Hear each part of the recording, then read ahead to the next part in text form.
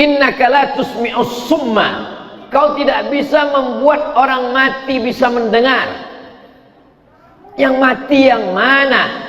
Bukan mati yang di kuburan itu. Yang di kuburan itu bisa mendengar apa tidak Bapak Ibu? Bisa. Kalau orang mati di kuburan tak bisa mendengar, untuk apa kita diajarkan ucapan salam lewat di kubur? Lewat di kubur itu mengucapkan salam. Assalamualaikum ya ala diyar minal mu'minin wa inna insyaallah bikum lahiqun yarhamullahul mustaqimin wal mustakhirin. Lewat kubur mengucapkan salam itu menunjukkan orang yang dikubur bisa mendengar. Mana dalilnya hadis orang dikubur bisa mendengar? Orang dimasukkan ke liang lahat, dia mendengar suara gesekan sandal orang yang meninggalkannya. Kalau kita tinggalkan kubur itu, pulang kita ke rumah, anak menantu, sahabat, kerabat, tetangga yang pulang ke rumah mengantar jenazah, jenazah itu mendengar suara gesekan sendalnya, kresek, kresek, kresek. Bayangkan kita di kamar sendirian, gelap, mati lampu, kita dengar suara gesekan sendal orang jauh meninggalkan kita. Begitulah sunyinya di liang lahat. Siapa yang menemani kita di alam kubur? Satu cuman, wa amaluhu. Sedekah, baca Quran, zikir, sholat berjamaah, berbentuk wujud makhluk yang akan menemani kita di liang lahat, liang kubur. Apa kata dia? Aku adalah amalmu. Kalau amalnya baik, sholatnya khusyuk, zikirnya banyak, sholawatnya bagus, sedekahnya melimpah ruah, akulah amalmu yang baik, bentuknya pun baik. Tapi kalau dia mabuk, berzina, minum khamar, membicarakan aib orang lain, berbentuk makhluk yang jahat, yang buruk, yang jelek, yang menakutkan. Siapa engkau? Akulah perbuatanmu yang dulu. Apa kau tak ingat dengan aku? Maka semuanya akan kita jadikan sebagai sahabat. Yarji'usnani, yang menemani orang sampai ke liang lahat ada 3. Yarji'usnani, yang 2 pulang ke rumah. Yang pulang ke rumah ahluhu, keluarganya. Kalau suami meninggal, istrinya ikut mengantar. Kalau suami ibu meninggal, ibu ikut apa tidak mengantar? Ikut kata dia. Mau masuk ke dalam? Tidak. Dengar tuh Pak? Tidak kata. Jadi kalau ada ibu-ibu yang menangis di liang lahat, di liang kubur, pernah mungkin Bapak Ibu melihat orang mengantar jenazah, lalu kemudian istrinya menangis, udah. Banyak orang melarang, banyak buya-buya, ustaz-ustaz melarang. Jangan. Istrinya mau masuk ke dalam, jangan. Kalau saya enggak, saya biarkan aja. Tak akan masuk, dia cuma bersandiwara aja. Tidak ada orang mau ikut orang mati. Yang mau ikut cuma satu. Wa amaluhu amal. Sempat-sempatkanlah melangkahkan kaki ke masjid. Sempat-sempatkanlah menyapu, mengusap kepala anak yatim. Sempat-sempatkanlah berzakat, berinfak, bersedekah. Sempat-sempatkanlah mewakafkan tanah untuk rumah Quran. Sempat-sempatkanlah menolong anak yatim, fakir, miskin. Karena sampai masanya nanti kita mau tapi tak sempat. Sekarang masanya sempat tapi tak mau. Sampai masanya nanti mau tapi tak sempat. Suara azan sayup-sayup masuk ke telinga di ruang ICU rumah sakit umum. Hayya 'alas shalah.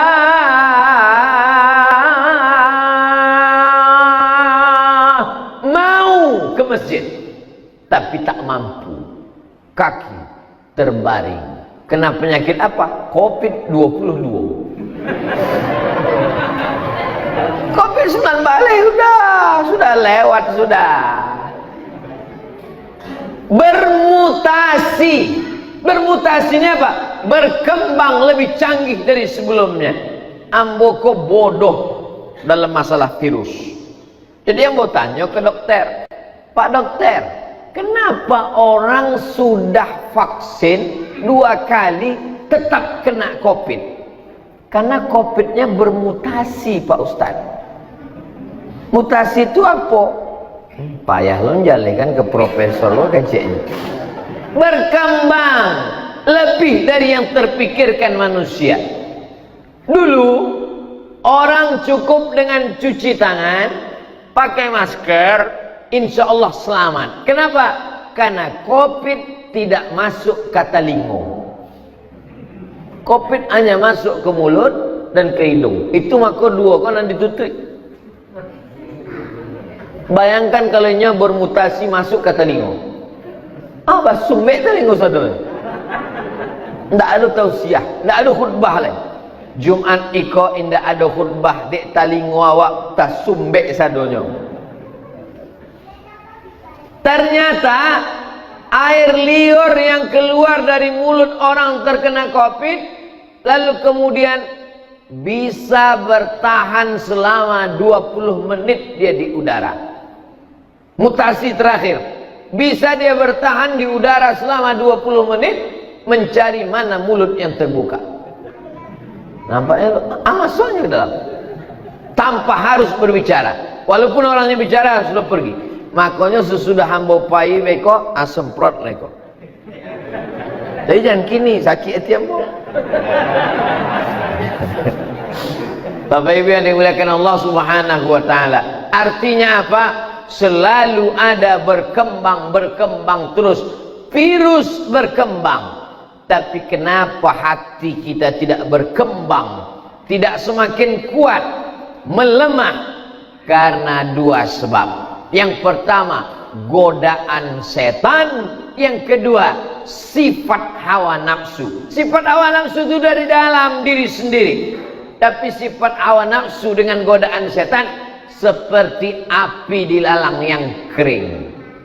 Ada lalang kering bekas memanen padi lalu bertumpuk jerami, tidak akan mungkin terbakar kalau tidak ada api. Tapi kalau ada api di dalam, setan datang mengipasnya. Bolak-balik setan itu mengipas setengah mati. Kalau tidak ada bibit api tidak akan terbakar. Jadi kalau hitung salah, yang salah itu setan atau diri kita?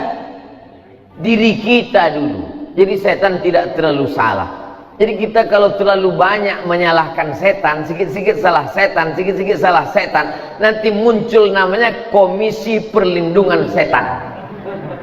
Saking terlalu seringnya setan disalahkan. Suaminya selingkuh, setan dia salah. Kalau bolehlah setan itu berbicara di halayak umum, kecil setan, ampun tidak salah, suami angkunan gatal kecil. Bapak Ibu yang dimuliakan Allah Subhanahu wa taala, setan hanya bisa menggoda manusia. Ibarat api yang sudah mulai ada nyalanya, setan hanya meniup-niup, mengembus-embus, mengipas-ngipas, membesarkan. Makanya ketika ada bibit api, cepat-cepat dipadamkan dengan istighfar. Begitu teringat macam-macam. Astagfirullah. Pernah tak Bapak Ibu berjumpa orang tiba-tiba tak ada angin, tak ada hujan, tiba-tiba tengok apa? Tengok pacar lama. Istighfar. Walladzina idza fa'alu fahishatan, kalau terlintas dalam hatinya dosa, maksiat, langsung dia fastaghfirullah, mengucapkan istighfar. Sependek-pendek astaghfirullah, agak panjang astaghfirullahalazim, lebih panjang astaghfirullahalazim alladzi la ilaha illa huwal hayyul qayyum wa atubu ilaih.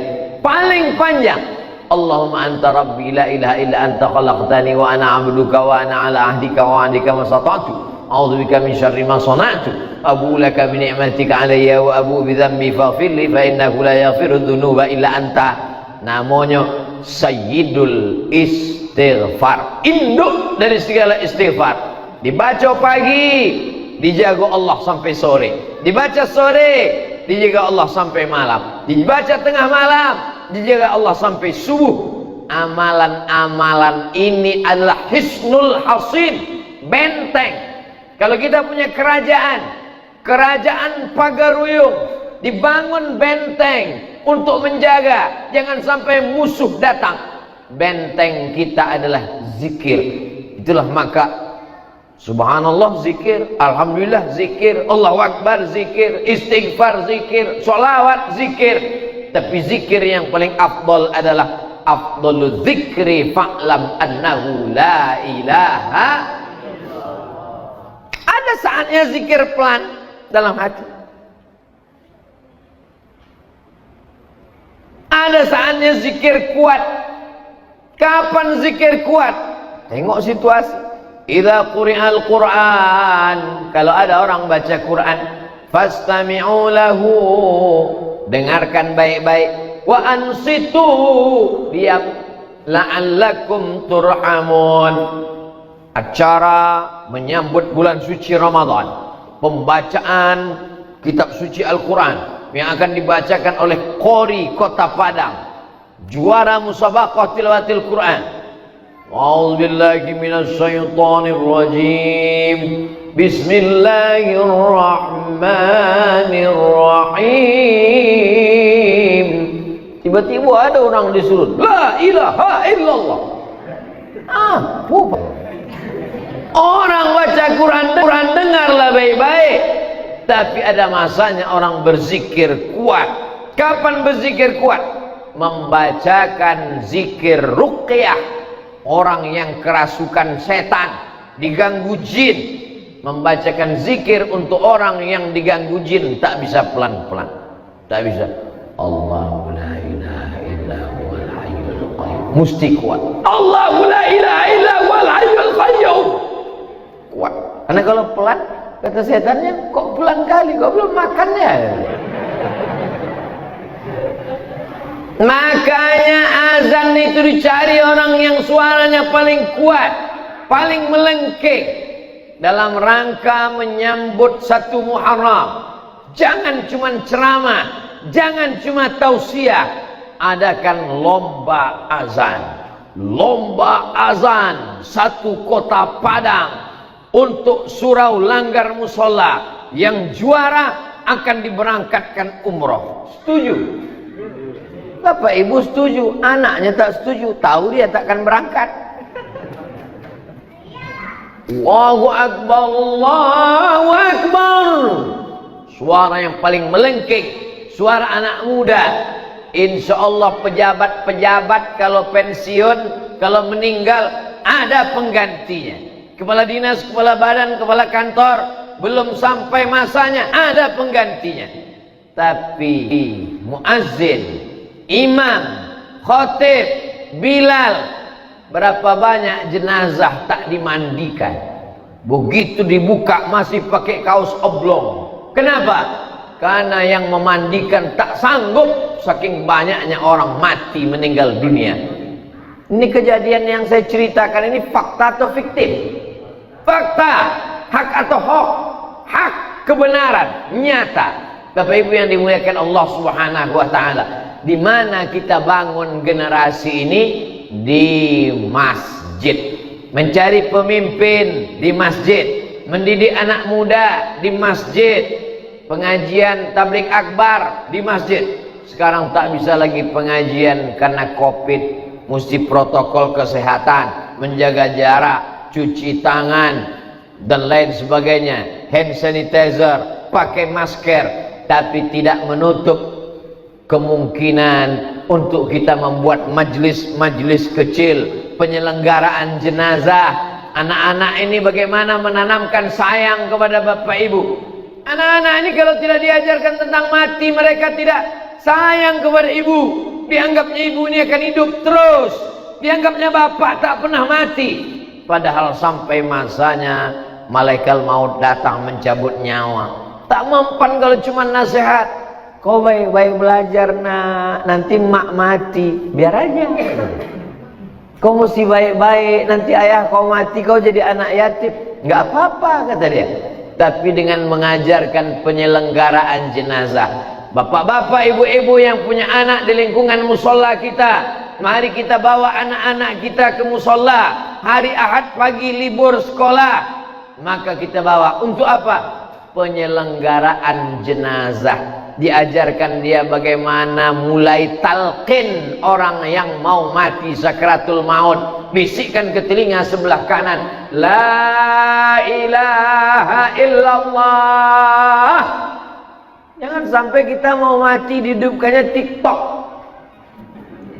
Jangan sampai kita mau mati diputarkannya lagu dangdut.